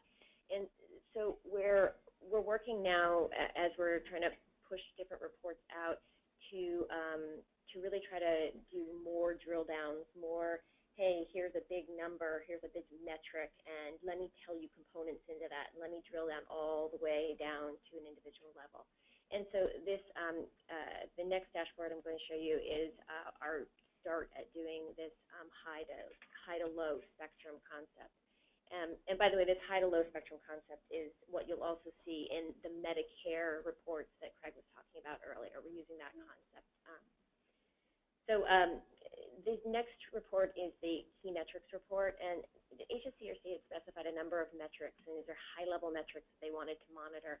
And we worked closely with HSCRC and some hospital representatives to try to think about the numerators, the denominators, ways that we could, across the board, all be looking at these key high-level metrics in the same way. And so we've developed a key metrics report, and this report, it should be coming out very soon. It's a number of boxes, 8 boxes, and each box represents a key area that HSCRC is monitoring. And what this gives you is, on a broad brushstroke quickly, your hospital's PSA, and right now we're using GBR PSAs, but those PSAs are flexible depending on different geographic models that are put together.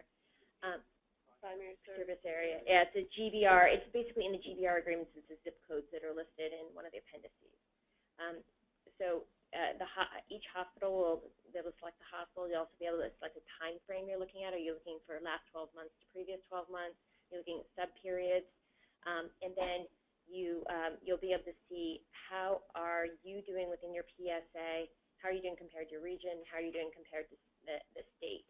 And then that little the little box in the bottom left-hand corner of each square, which we call the cup, is actually a cup that represents of the services in that PSA, how many were used at, what percentage was at your hospital for that metric. So, for example, in box 2, it's total hospital IP discharges per 1,000 people. If your little cup is 30% full, that means of all the IP discharges attributable to your area, 30% were at your hospital. Yeah, so I guess I want to relate back to the discussions of why we're hearing, right, this kind of question. So I'm sorry you can't read them, but we've been discussing the measures for success, right? We have key metrics, performance targets in the model where we are nervous of failing, and if we succeed, we are kind of saying, okay, we're doing a good job meeting the requirements of the model. Then I think Donna, in the last meeting, started discussions about how we define our success in this model. Obviously, it is not only about financial metrics, it's about quality and changing the care. So, so this discussion relates to this work that we've been doing in terms of creating a dashboard to look at the main system vital signs. You could think about it that way. So what are the things that we are trying to change at the care intervention level and relating that to the outcomes? So the first tab, this is the outcomes that we selected through the performance work group discussions and others. So what it has is the total hospital cost per capita, inpatient discharges, ED visits, readmissions, PPCs, the complication rates, patient experience that we are working on, and then encounter notifications, the ENS, where physicians are receiving the real-time notifications when the patient is admitted to any of the hospitals. So, you know, thinking about that, I think what we'd like to think with you is what are other measures that we want to highlight at a higher level and make sure that we have goals and we judge ourselves in terms of that we are succeeding. For example, 7-day follow-up measures. So if one of our goals is to improve care coordination, do we need to develop a measure to look at, okay, if the patient is discharged, how many of them are seeing a physician or any other provider within a 7-day or a 10-day? So there are some measures out there to look at that aspect. So the next set that we've been working on is about this care coordination, how many are enrolled, and it could be more of a process measures, but get us in this question of what is actually happening in the system beyond the cost trends and the quality that we are looking at. The only comment I make, because I love this, and this is where I knew we were heading, and adding other measures, as you said, but because a lot of our key failure metrics are comparisons to the national growth rates, and I know some of this, unfortunately, sometimes very badly data lagged, but if to the extent we could add national data in any of these metrics, even noting where we might be current, but the national data might be 2 years old, that would be helpful. Yeah, I'd love some help thinking through that. So these are the big picture, and then the vital signs are like that. And then what we intend to have is a series of drill downs below these. So if you clicked on box 1, which is total hospital costs per capita, you would could break that down and maybe see inpatient and outpatient and ED costs, or break down the cost by payer, and you have another series of flexible dashboards that would allow you to dig a little more into the costs, and then you would see a series of cascading dashboards below that would bring you down into a very detailed level. Does this dashboard have Medicare split out from all payer? Right now, it's all payer, and we do intend to have a Medicare version of this. Part of that is getting some of the demographic numbers we're going to be getting with some data feeds we're getting soon.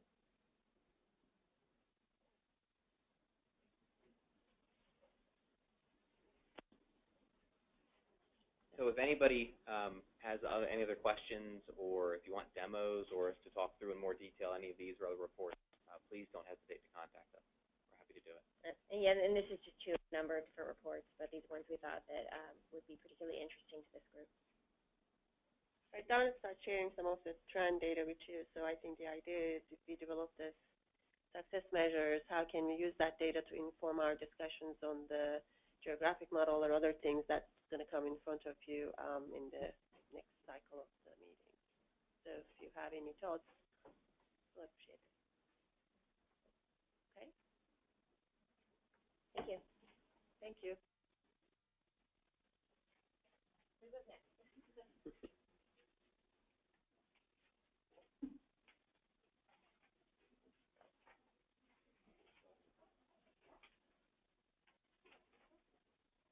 Okay, we're going to move back to the second agenda item.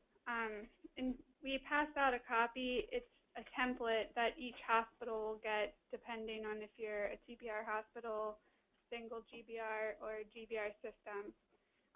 It's a second addendum that we're going to be requiring each hospital to sign with some amendments we made to the GBR contract. Those amendments surround the inflation factor that we have all discussed in depth in this work group. Just to highlight it, under the December 31 target, we're adding language that describes a penalty for any overcharge to your December 31 target, and that penalty will be applied in the same rate year. And the second amendment described at the bottom of the first page, and the second page just describes the conditions to receive the increased inflation dollars, since we're decreasing the mid-year target for this rate year. And those bullet points everyone has seen because they are included in the final recommendation for the update factor. And the only other item, it's I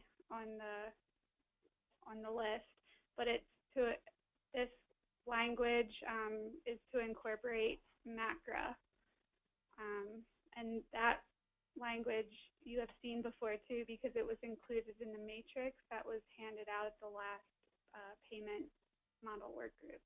I don't know if Shule or Jerry have anything to add to this. Right, so what you were seeing is the implementation of the update factor.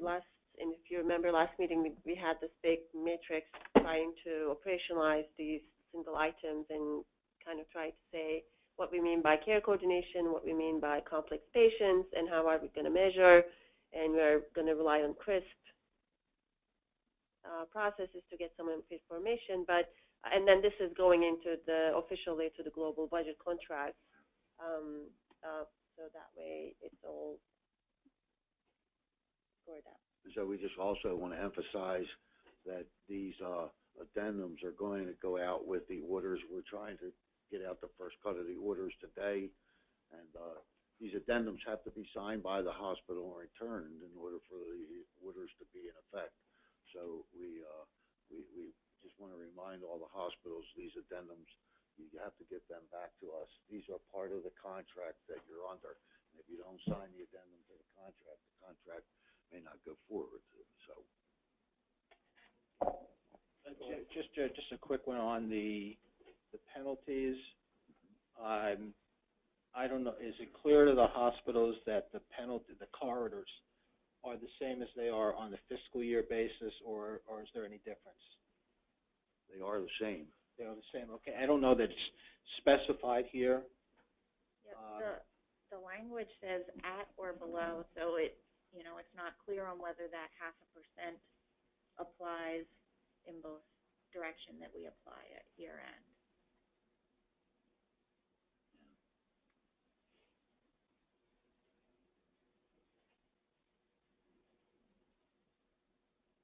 I mean, the overcharge penalties are outlined in the Right. contract agreement for the GBR. Right, but this language says at or below. So right now, our GBR agreement allows us to charge up to 0.5% over or 0.5% below. But this language would indicate that we cannot charge the up to 0.5% above. Right, because if you do it, then isn't it is that why we switched the ratios? If you do it, then you are not doing that shift that was required? No, I understand. I think the hospitals just need to know if there's no, we cannot go above that half-year corridor, or the 0.5% corridors on price compliance still apply. I mean, Up to 0.5%, if everybody charged up to the 0.5% above the amounts here, then it would just nullify anything we've done with shifting the revenue. Yeah, I'm not necessarily arguing one way or the other, just clarifying. Okay, so okay, that's what, Yeah. we'll take it back and clarify. Yeah. Thank you. I have some other questions, if anyone else has, mostly related to the Section I, Amendment 2, I. Okay, so, I mean, hospitals and any care redesign participants. What is a care redesign participant? We don't always have 100% control over our partners or people we choose to work with. So the Integrated Care Network work group that under the Chris umbrella that's been formed, he's been working on the definitions, and since we are going to ask Chris to collect that information, they're going to put some definitions on it. And the matrix that we've been working on sent to all the CEOs last month as a draft form. So once we finalize, I'm hoping that the definitions will be clear. But in general, I think here we are kind of looking at the hospital-specific care design, care coordination programs. I'm not so clear how we're going to handle the community partnerships and what happens if it is outside of the hospital. Yeah, so I don't know if that language can be clarified a little bit more. It is, I mean, obviously we want our partners to be helpful too, but we can't control them. And then on item number 3, it says hospitals will respond in good faith to timely manner to request to retrieve or exchange electronic health information, including from patients' healthcare providers. That's just, I mean, it seems like a very vague statement. Also, when we have healthcare provider partners request to integrate with our EMR, there can be significant costs related to that, and just from a logistics perspective, it might not always be possible from a budgetary perspective. They incur costs and we incur costs, so those connections cost on both sides. So on my end, this came from the macro specifically, so we didn't create this language. So this was kind of, in my understanding, the HRs allowed this already. So I they're think allowed, but the vendors charge us. So, for example, if we put this language in and then 300 of my community providers come to our hospital tomorrow and say we want to hook up, that's millions and millions of dollars of integration fees. And timely, yeah, and not sure I have the resources to actually build those interfaces.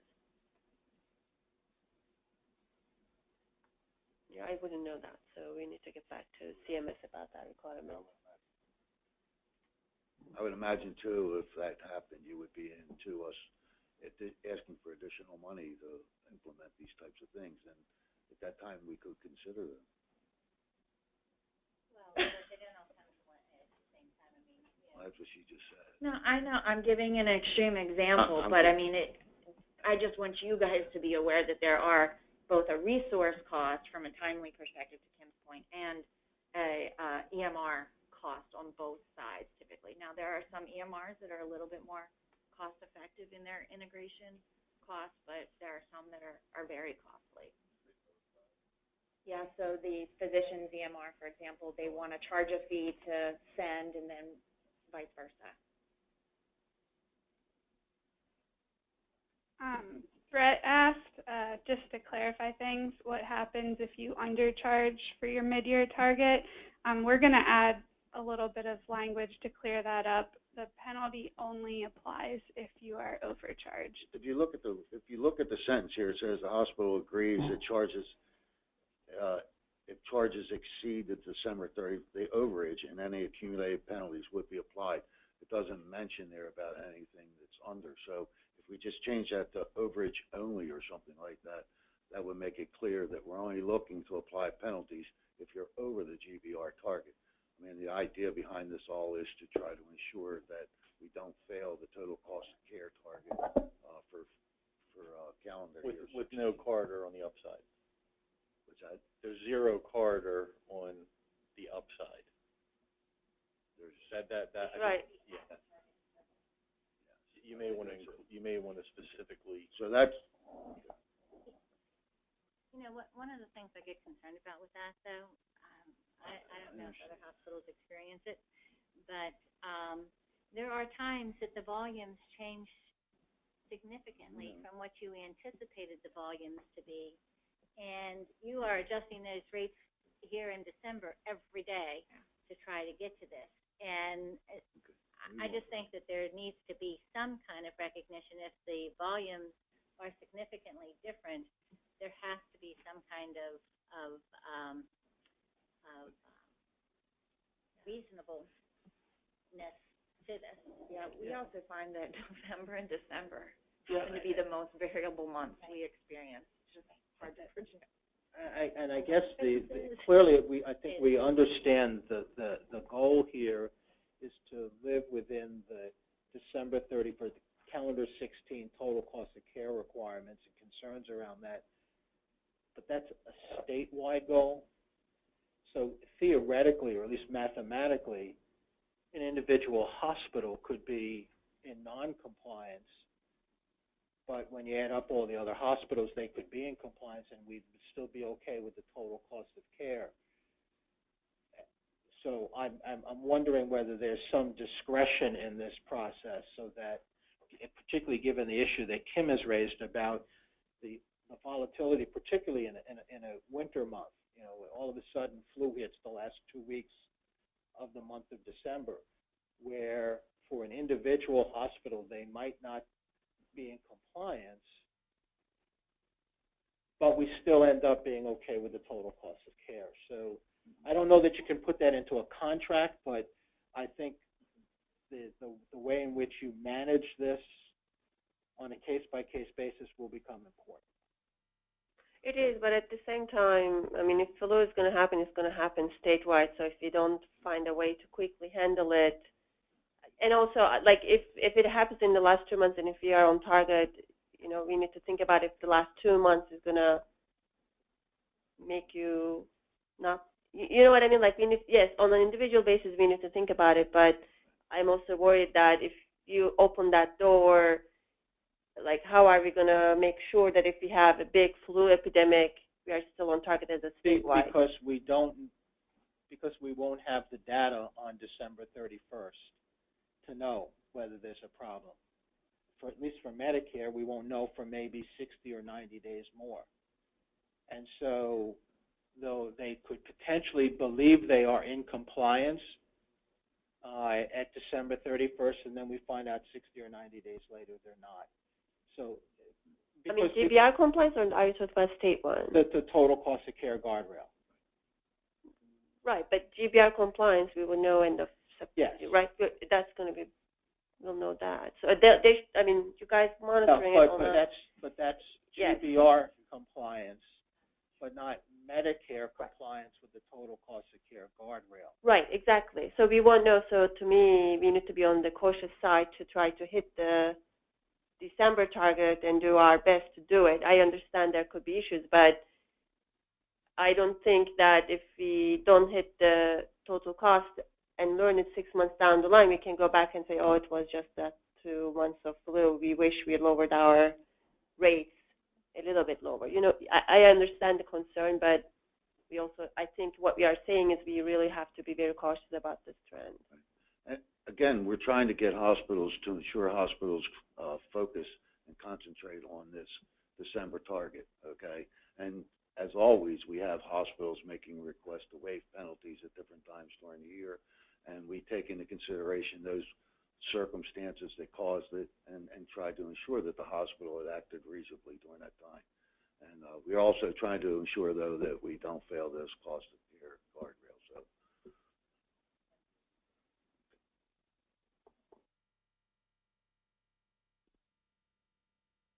Okay, any other questions?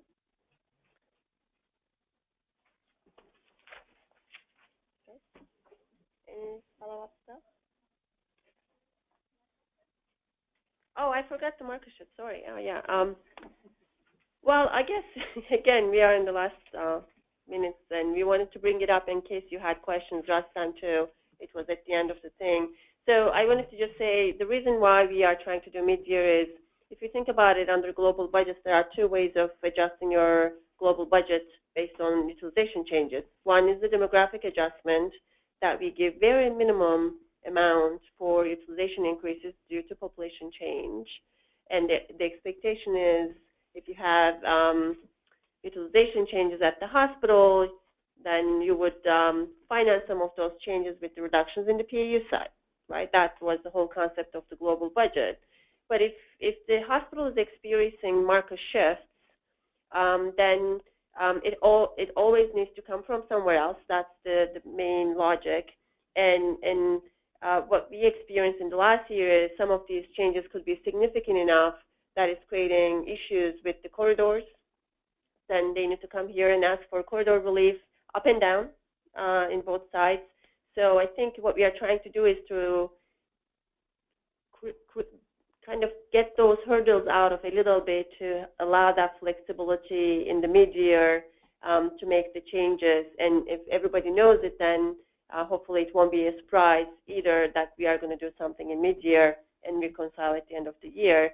I did look, Kristen mentioned last time the volatility. Trends seem stable, the numbers change, but the trends in general on the main market shift stable. Oncology is a little bit, I'm still working on the oncology piece. So, but in general, I think staff is not as concerned with the stability, and we think it's warranted to do a mid-year adjustment for the market shift. Can I just check on slide 4? I don't know if there's a problem with the sign where you have the grand net total as a minus 5.7 million. Should that be a plus, or is there an issue with the signs below? Yeah, they are both negative, right? They should. Well, so, but then should it be the positive adjustment? Okay, so I'll pull to. You're referring to this slide. Yeah. So the net is absolute number. So I added, because since it has to come from there, so I was trying to see how much revenue we're shifting back and forth. So the net impact is negative 5.7 million in 2017, and we had 53 positive adjustments, 53 million, and we had 46 negative adjustments. And in absolute terms, both positive and negative, it's about 1% of the total revenue. Right, but what I'm saying is you can't add the positive and the negative that you have there. Right, so it's positive. Well, see, for 16 it looks that way, right? But for 17 it doesn't. Right. But it's a negative number. It's negative 5.7 million. The problem is on the positive one, the Germantown Holy Cross, I needed to find a way to factor into it. Even though we don't exactly do a market shift, I may need to change the footnote and get it clear. So trust the negative 5.7 million. Thank you. Well, no, I think they are true. It's just they are different numbers. They are not supposed to add up to the net total up, because I was trying to just see the movement of the revenue, not the actual impact. What, I know you had been talking about the timeliness of data. Would it be, are we going to get a file each quarter so that we can look at it and budget for it? Yes, that's been our game. I know we've been delayed because we're working with the vendors. Yep, preliminary and final. We're hoping preliminary and final. Okay. Thank you so much. Enjoy the rest of your summer, and see you in the fall.